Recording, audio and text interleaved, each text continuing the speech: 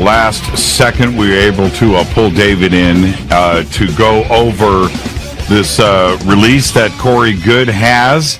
And now also, I had started to mention, I want to make clear to everybody here, this is a 26-page document. It would take us a week full of shows to cover all of the material here. All of it in detail will be posted by David up on Divine Cosmos probably sometime after the show tonight. And I'm throwing David under the bus a little bit here. He's like, yeah, that's a little optimistic, though. But we're going to get this up as soon as we can. But it'll be soon. It'll be very soon. But it might not be tonight. It's probably not going to be tonight. There is so much detail here that we can't possibly do all of that. But we can try. We can try. I'm confident. But the setup for this on what goes down here in the very beginning is very important. This segment of Faded Black is proudly brought to you by Life Change Tea. Just head over to jimmychurchradio.com, click on the banners, use the promo code FADER, F-A-D-E-R, and you'll get free shipping on your order. Okay, moving on. The moment is hitting Corey as he walks in. I don't think he was expecting any of this. He knew that there was concern with Gonzalez, but he walks in and there's Mayan bodies dead on the floor. There's a reptilian-like being being held. The guns... Well, but it was more human than they usually are. That's right. And the other really weird thing about this being is that it could do the same kind of hypnotic, terrifying thing, making its eyes look really strange, that the very high-level king of all the Draco had done when Corey allegedly met with that being. And this was back, I guess, almost 2 years ago now, that he had that very unfortunate, very terrifying meeting. Right. So it was doing these rhythmic flashes of yellow and black over its eyes. Its eyes were opening and closing, and it was basically like hypnotizing people and killing them psychically is what it appears to be doing. Yeah, he said while they have it in this containment bubble. Right, and he said he saw this with the royal white Draco. Right. So then he gets brought in there, and the being looks. And by the way, as you said, there's 5 people dead on the ground because this being is very powerful, whatever the heck it is. Even though these Mayans are very advanced beings, they were really getting their butts kicked. And it seems as if Corey kind of got brought in on a very emergency, sudden basis. He wasn't told what's going on. He just gets brought in. Then all of a sudden, the being looks at him, and this is when the being said the name that they all apparently have been calling him, which I don't think we've ever made that name public before. Are you going to go, because we can do this right now, are you going to go public with this when you release the paper? Yeah, we're using the real name. Okay, so let's do this right now, and I do want to see the reaction from everybody in Twitter. The name that the Blue Avians call Corey is Ra Hanush Air. Well, he spells it as if it's Hanush, but when he says it, it's Hanach. Okay, so okay. Ra. And what's really strange about that to me, and you know, now that we're going public with this, what's strange about that to me is that Hanach appears to be Enoch, and it's the same name. And so I've talked about the Book of Enoch, in which we have a human who appears to be acting as an intermediary, where negative beings are about to be defeated in what becomes the Atlantean flood, and they're being defeated because they're wicked, because they've been eating humans and torturing us. And they're pleading not to have the Atlantean flood to the Elohim, which are basically the good guy angelic ETs. And they use Hanach as their messenger to make their plea. And the same thing happened when Corey met with this white reptilian. The white reptilian was using him as its messenger to go to what we could call the Elohim, or the Sphere Being Alliance, same thing, and pleading for them to be allowed to escape our solar system, because they were being held in this containment field called the Outer Barrier. And they got denied, just like they did in the Book of Enoch.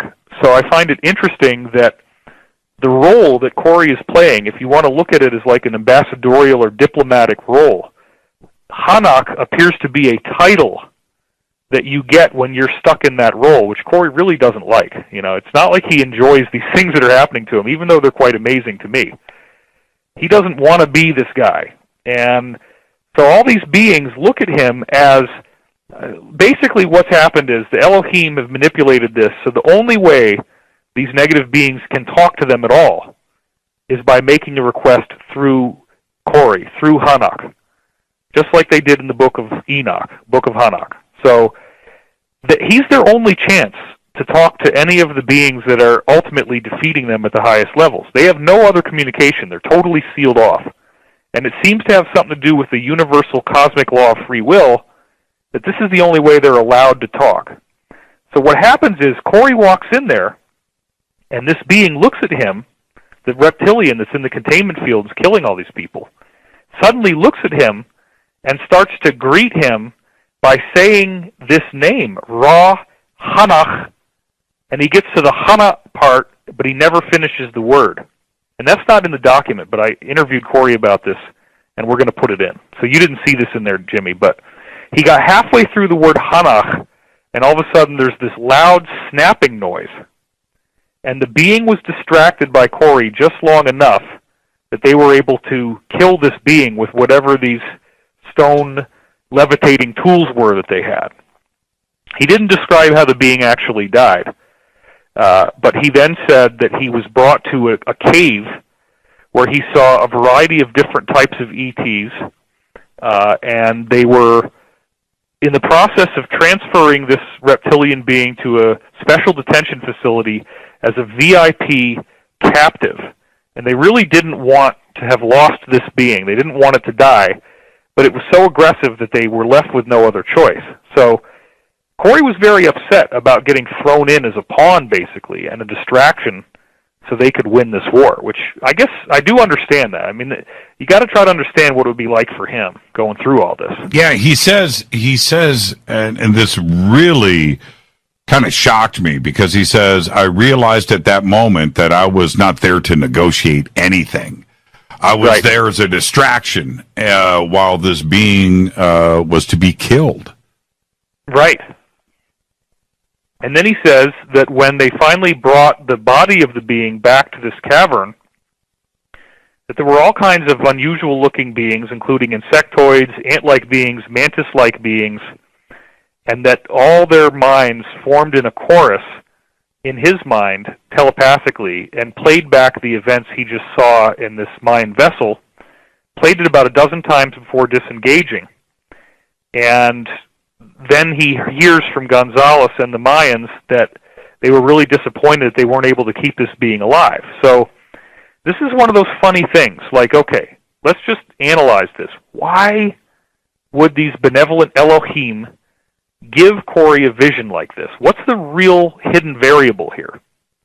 And in my opinion, and maybe you have a different one, Jimmy, but I'll share what mine is. Okay. In my opinion, they're giving us an insight into the fact it's almost like a hologram of the news that we're hearing from briefings on Earth. And what do I mean by that? The news from briefings on Earth is that top-level people in the deep state are being arrested. We've heard that there's about 10,000 sealed indictments. We've heard that a whole bunch of these guys, lower and mid-level, and now starting in the higher levels, they're all being quietly arrested. And if you're doing really evil stuff and you get busted for it, what are you going to do, call the police? You know, like, if you're growing marijuana, let's say, in a state where it's illegal, and then you get busted, you can't go online and complain that you lost your grow room, right? Right. Not that any of that would have ever happened to you or me. It's strictly hypothetical. Hypothetical. Completely. Hey, it's legal in California now. You can grow whatever you want here as of January 1st. Let's not go there. Let's not go. Anyway, my point is, you know, look, I did use marijuana from age 15 to 19. I've admitted that in my books.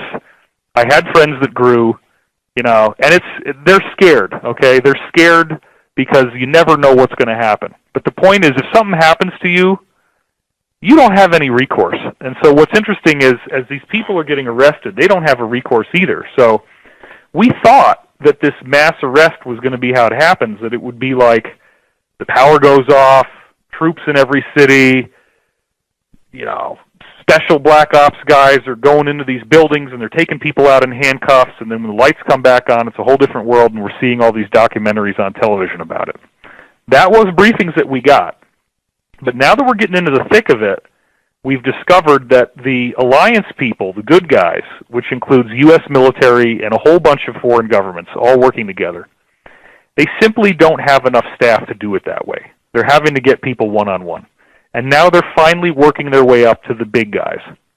So isn't it interesting holographically that at the same time that that's happening on Earth, that we're finally getting the high-level arrests of DRACO reptilians happening in the space war? It's the same thing.